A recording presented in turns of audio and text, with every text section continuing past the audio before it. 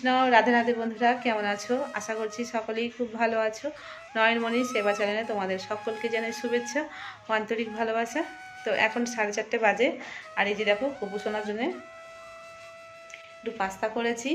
তো এইটা গপু সোনার বিকালবেলার ভোগ, তো সেবা দেবো। আর এই এখনই বার হব আমি, যার জন্য এই পাস্তাটা করেছি। তো কোথায় যাচ্ছি তোমাদেরকে দেখাচ্ছি, চলো। এখন গপু সোনার জন্য খাবার রেডি করেছি, এটা ওর দিদিভাই দেবে, আমি কিন্তু দেবো না। আর আকাশে প্রচণ্ড মেঘ করেছে, তো আমি বার হচ্ছি। আর এই যে খাবার রেডি হয়ে গেছে, তো চলো তোমাদেরকে দেখাই।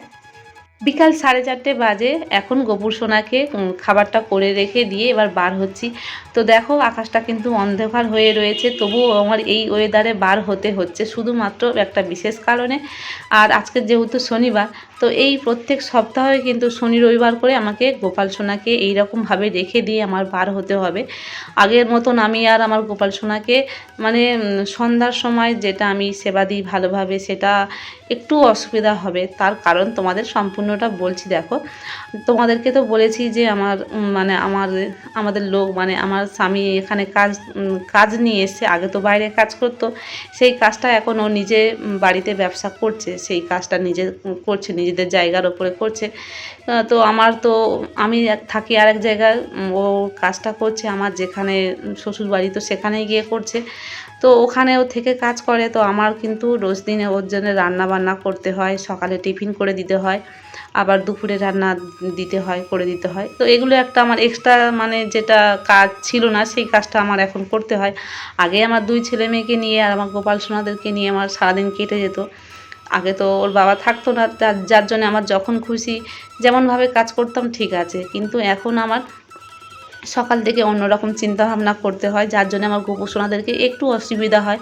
আর বিশেষ করে দেখো, ওর বাবা যেখান থেকে এখানে কাজ নিয়ে এসে সেখান থেকে কিন্তু আমার ছেলেরা খুবই দুষ্টুমি করে ওর বাবার কাছে যাওয়ার জন্যে।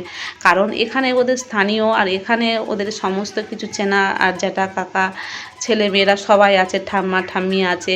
তো এখানেই ওদের কিন্তু আনন্দ। আর এই যে দেখতে পাচ্ছ আমার কাজের ঘর, তো ঝড় বৃষ্টি হয়ে খুব চিন্তা হচ্ছে, যেহেতু ছয়ে বেড়ার ঘর এটা, তো চালাটা যদি ঝড়েতে উড়িয়ে এনে যায়, এটা টেনশান চিন্তা। আর এদিকেকার অবস্থা দেখো, বৃষ্টি একটু হলে কেমন ওয়েদার একটু খারাপ হলে কি অবস্থা হয় দেখতে পাচ্ছ। আর এই দিকে কিন্তু এবার আমাকে রোজ দিন আসতে হবে, রোজ না হোক অন্তত সপ্তাহে 2 দিন কি 3 দিন আসতে হবে। কারণ নিজেদের এটা কাজকর্মর একটা জায়গা, তো সেখানে তো একটু নিজেদের তো লক্ষ্য রাখতে হবে কেমন কি কাজকর্ম হচ্ছে না।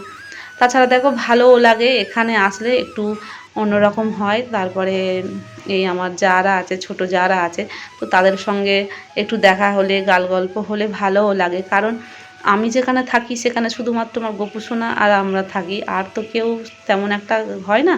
আমার শ্বশুরমশাই পুকুরে পা ধুইছে, আর সন্ধ্যার সময় একটু আমরা যাচ্ছি মাঠের দিকে।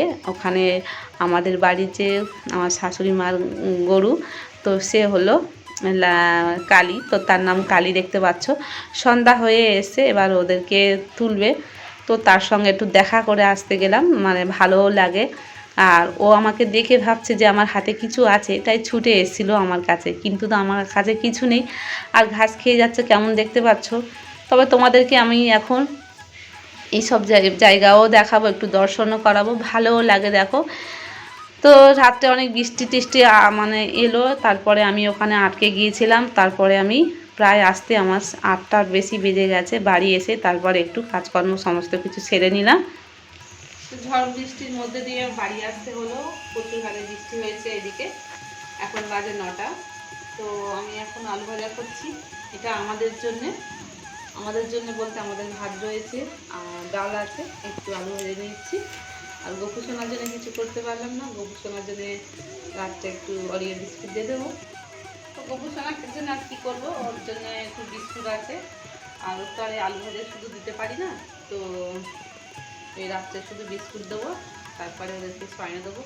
আর সব থেকে বড় কথা ভালো যেটা লাগবে, আর বৃষ্টিটা হয়ে খুবই সুন্দর ঠান্ডা আবহাওয়াটা, ঘুমটাও খুব ভালো হবে। তো চলো গপু সোনাদেরকে শয়নে দেওয়া যাক, তো তোমাদেরকে দেখায়। চলো গপু সোনাদেরকে তোমাদের দর্শন কর। তো মেয়ে চলে এসছে ঠাকুর ঘরে, এসে ও আগে অরিও বিস্কুটটা দিয়ে দিয়েছে। তো দিদিভাই তো আছে যার জন্য ওদের অসুবিধা হয় না। কারণ আমি একা দিতে গেলে কিন্তু অনেকটা আমার অসুবিধা হয়, সব কিছু করতে গেলে, সামাল দিতে গেলে অনেকটা সত্যি অসুবিধা হয়। কিছু করার নেই, আগের বিষয়টা আলাদা ছিল, আর এখন তো সম্পূর্ণ আমার বাড়িতে কাজ নিয়ে এসছে। তো গোপাল সোনাদের কিন্তু একটু হলেও অসুবিধা হবে, কারণ সকালবেলা উঠে না আমার এখন করে একটু করে টিফিন করতে হবে। আগে যেমন সমস্ত কিছুটা আমার গোপালদের জন্য হতো, এখন হয়তো হবে ঠিক কথা, কিন্তু তার মধ্যে একটু ওদের ম্যানেজ করতে আমার অসুবিধা হবে, অনেক কিছুর মধ্যে সমস্যার মধ্যে পড়তে হবে। যাই হোক, যা গোপাল যা করবে সেটা ভালোর জন্য করবে, আস্তে আস্তে সব কিছুই ঠিক হবে। আমার গোপাল সোনাদের কাছে আমি হাত জোড় করে প্রার্থনা করে নেব, যাতে না আমার ভুল ত্রুটি হলে ক্ষমা করে দেয় যেন তার মাকে। তো আজকে তো বৃষ্টি হয়েছে একটু ঠান্ডার মতন, তাইও দিদিভাই দেখো ভালো করে গায়ে লেপটা মুড়িয়ে দিয়েছে। আজকে কিন্তু ভালোই ঠান্ডা লাগছে। তো কেমন লাগলো অবশ্যই কমেন্ট করে জানিও। রাধে রাধে, হরি বল।